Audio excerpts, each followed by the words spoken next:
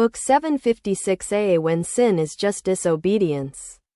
When sin is just disobedience. Chapter 1.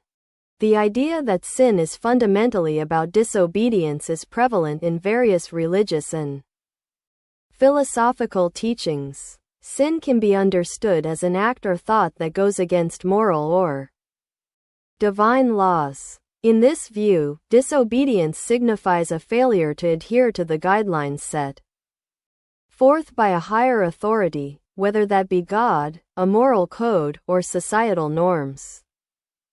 In many Abrahamic religions, like Christianity, Judaism, and Islam, sin is often depicted as a breach of God's commandments. For example, 1. Christianity. Sin is frequently defined in terms of disobedience to God's will. The story of Adam and Eve in the Garden of Eden illustrates this concept. Their choice to disobey God's command led to the fall of man, symbolizing the introduction of sin into the world. 2. Judaism. The Torah outlines commandments that, when disobeyed, are considered sinful acts. The concept of sin, chet, derives from the idea of missing the mark, implying that failure to follow divine edicts is fundamentally a matter of disobedience. 3. Islam. In Islam, sin, dhanb or kata, is seen as an act against the will of Allah. Obeying the Quran and the teachings of the Prophet Muhammad is central to the faith, and disobedience to these teachings is considered sinful. Understanding sin as disobedience raises questions about human nature, free will, and moral responsibility. It emphasizes the importance of following ethical guidelines and the consequences of failing to do so. However, this perspective can also spark conversations about the nuances of morality, including context and intent. Not all acts of disobedience are viewed the same way. For instance, acts of civil disobedience may be seen as morally justified when they challenge unjust laws.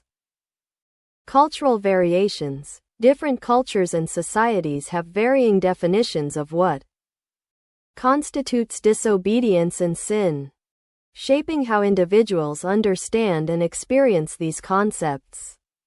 Personal struggle. Many people grapple with the concept of sin and disobedience on a personal level, reflecting on their choices and the extent to which they align with their beliefs.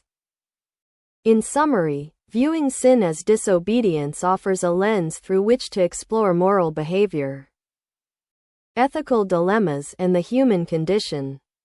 This understanding can lead to deeper discussions about accountability, forgiveness, and personal growth. Chapter 2. Certainly, expanding on the concept of sin as disobedience can be insightful in various dimensions: ethical, philosophical, psychological, and social. Here are some deeper considerations.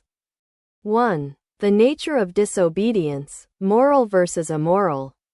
Moral disobedience. As mentioned, some acts of disobedience are viewed through a moral lens. For instance, individuals may disobey laws they perceive as unjust, such as during the civil rights movement where participants engaged in acts of civil disobedience to challenge discriminatory practices. This poses questions about the nature of justice and righteousness. Immoral disobedience, conversely. Disobedience to moral or ethical standards can lead to harmful consequences, both for the individual and society. For example, violating principles of honesty or integrity can have negative repercussions on relationships and community trust. 2. Psychological aspects of disobedience. Cognitive dissonance. Individuals often struggle with internal conflicts between their beliefs and their actions. When someone disobeys a moral or religious directive, they may experience cognitive dissonance, a psychological discomfort leading them to either change their beliefs, justifications, or behaviors to align more closely. Guilt and forgiveness. The feeling of guilt often accompanies acts of disobedience, especially when individuals feel they have strayed from their values. Many religious traditions emphasize forgiveness, offering a pathway to reconcile with oneself and others. This introduces the idea of repentance and personal growth following disobedience. 3. Philosophical considerations. Free will versus determinism. The discussion of sin as disobedience often intersects with debates about free will. If individuals have the freedom to choose, they must also bear the responsibility for their choices. However, if one's environment or upbringing heavily influences these choices, it raises questions about the fairness of accountability. Ethical frameworks. Various ethical theories, like consequentialism, deontology, or virtue ethics, may interpret disobedience differently. For example, a utilitarian approach may justify disobedience if it results in a greater good. 4. Cultural interpretations of disobedience. Religious traditions. Different religious backgrounds influence how disobedience is viewed. In some Eastern philosophies, for example, the importance of harmony and community may lead to greater emphasis on collective adherence to moral codes. Secular contexts. In secular societies, notions of disobedience may be framed more around social contracts and laws, often emphasizing democratic principles and individual rights over religious or doctrinal mandates. 5. Social implications of disobedience. Community dynamics. Disobedience can impact community cohesion.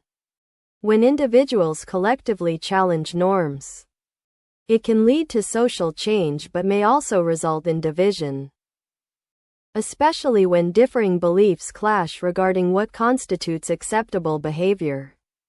Leadership and authority. The relationship between leadership and disobedience reveals much about power dynamics. Leaders may be either viewed as just or unjust based on their adherence to ethical standards. Disobedience against corrupt authority can be framed as an act of moral courage. 6. Personal growth and transformation. Learning from disobedience. Many individuals use experiences of disobedience as opportunities for reflection and growth. The journey of understanding why they disobeyed, the consequences faced, and how they can realign with their values can foster maturity and resilience. Spiritual development. In many spiritual frameworks, the process of confronting one's disobedience can lead to deeper insight, understanding, and transformation, moving individuals closer to their spiritual goals.